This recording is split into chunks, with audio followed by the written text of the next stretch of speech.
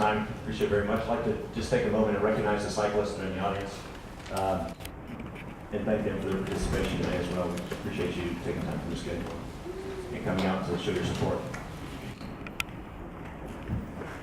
Thanks. So, first slide, please. We're loading it up right now. Okay. Thank you. And while we're waiting for that to show up, I guess I'll just get ready in case it doesn't. The presentation I have today is about 7 slides, which cover Bike Houston as well as the goal, 0 fatalities, in slightly more detail, and speak just a bit to the reason we're here as well as path forward.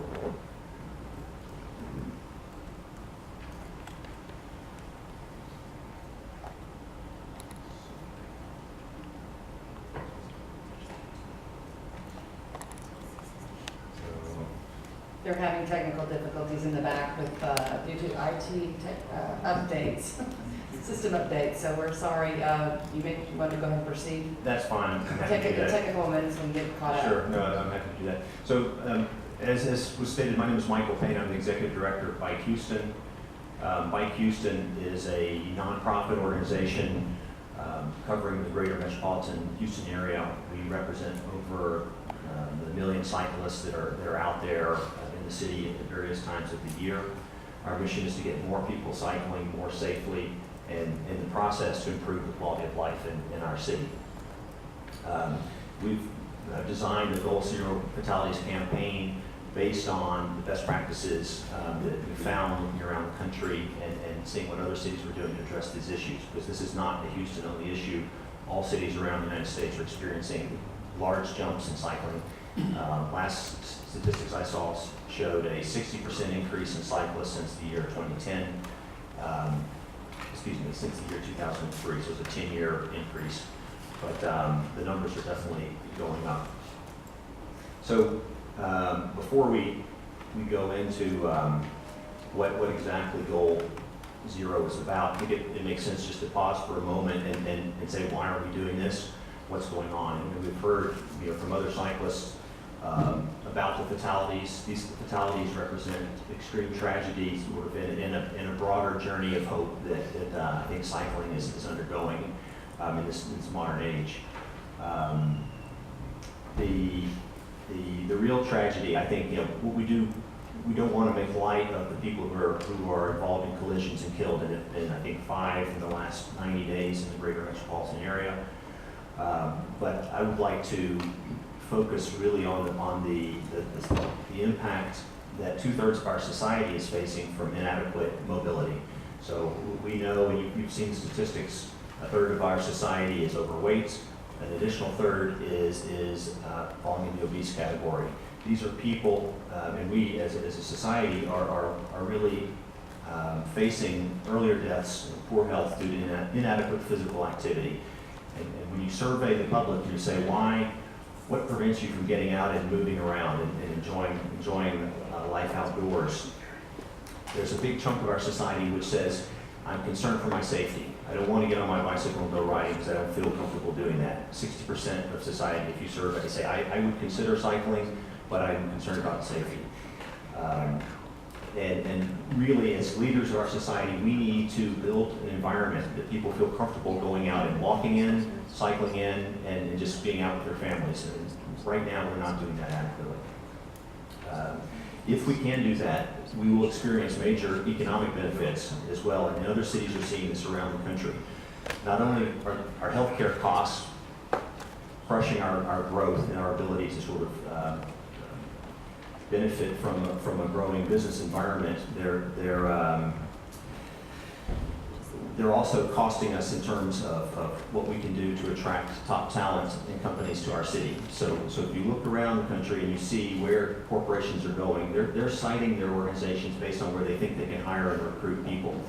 If you talk to the high-tech people in Silicon Valley, having access to a built environment where people feel comfortable exercising is one of the determining factors where they locate their businesses. I think they're catching up with Oh, you. We're going to tell them. Yeah, that's a perfect slide right there. That one's perfect. Yeah. I like it.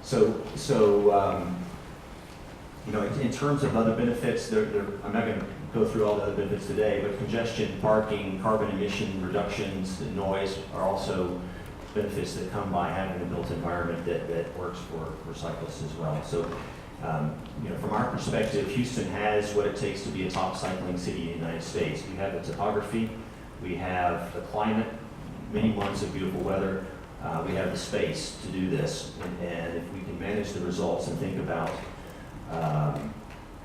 what we're trying to do, we can certainly achieve that. So let's move on to the next slide, please. I've covered this one, so we'll skip on to the next one. In terms of goal zero fatalities, what does this really mean, and what do we have to do to accomplish it? We break this down into three buckets of activity. The activity, which we call group effort, which is what it takes from City Council, from the Mayor's office, from Director Patrick Walsh in the Planning Department, as well as the Public Works Department and the Police Department. The second and third buckets are cyclists and motorists, and we'll come to those in just a moment. But from a leadership perspective, the first step is having a plan, and Laura spoke about that earlier. Bike Houston, the bicycle community is thrilled with the Mayor's announcement to move forward in planning and vote. This is the first step in really understanding the problem, understanding where people want to go, how they're getting there. And by doing proper planning, we will get cyclists off the busy streets. We will improve corridors in more desirable areas. That will reduce collisions and will make the environment safer. It's not complicated, it just needs to be managed, right? In terms of the other messages, you've heard this, people won't dwell on the enforcement of laws which protect cyclists. It's critical, as well as education. And we can do better in both of these areas, and I'm encouraged by what we're hearing from our partners in the respective areas. With respect to distractions, we know this is something that is a greater danger, and people are falling in line behind this. We're encouraged by what we hear from the mayor as well as others around discouraging cell phones while voters are running cars. Next slide, please.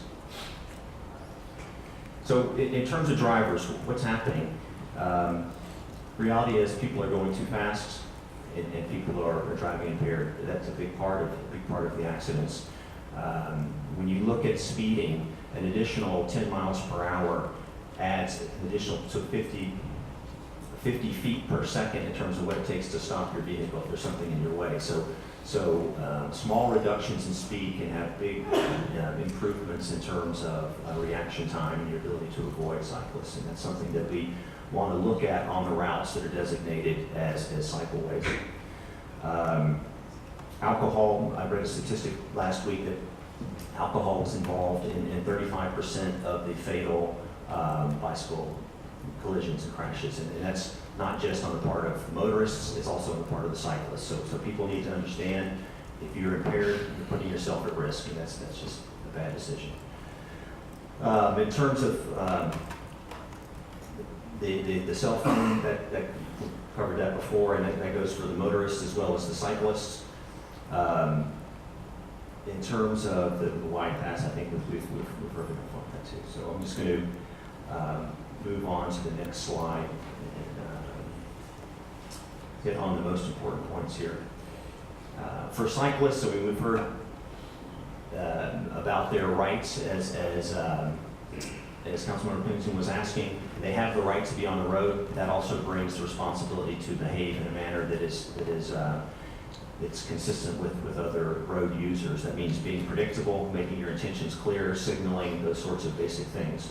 And we hope these messages can get out to the public in cycling, because there's a lot of people who just haven't been educated in these areas. In terms of visibility, we suggest people, well, it's a law to use appropriate lights, and we suggest people wear bright and reflective clothing. That's something that we can all do better in as well. Plan your route carefully, make sure you stay off the road you would be using to go fast in your car. I mean, there are things that cyclists can do to really set themselves up for success. And always, of course, wear the helmet. We know in fatalities, 9 out of 10 fatalities that happen are the result of severe head trauma. So by wearing your helmet, you reduce the risk of that happening. Next slide, please. So where do we go from here? We've heard a lot of good things today. I think from the cycling community's perspective, we want to emphasize that this is not a one-day decision. This is a journey that we are undertaking. Doing the bicycle plan is an important part of it. In order for us to be successful, we also have to recognize that we are going to have to staff our organizations and budget appropriately for these issues. That means the planning department, that means the public works department, and bringing in professionals who understand these issues on a national basis. And there are, we look at benchmarking reports across the United States, and there are good ones that come out that compare all 50 cities, all 50 states. Right now, Houston is bottom quartile in terms of its performance on fatalities and most other key criteria. There's no reason we should be there. We have the leadership, we have the capacity to do better in these areas. One of the key things to achieving results is setting and sticking to meaningful targets. So over time, we're going to be here speaking more specifically about what sorts of targets we can set, being quantitative when it comes to reducing the number of collisions that Officer Satterwhite is showing, and tracking how we do that month on month, understanding where they're happening and driving from there. So in closing, I would just like to say that if we and you as the elected leaders of our community can be successful in addressing these urban challenges, we can be successful and you can be successful on a national level in leading the city forward, making it a more desirable place to live, and leaving us with a much healthier and happier society. So thank you for your consideration. Thank you, Mr. Payne. Once again, Mr. Payne is the Executive Director of Bike Houston. We appreciate your presentation. We're going to move now to all those folks that you recognized earlier would like to come speak to the committee, the Public Safety Committee. So we're going to welcome them, but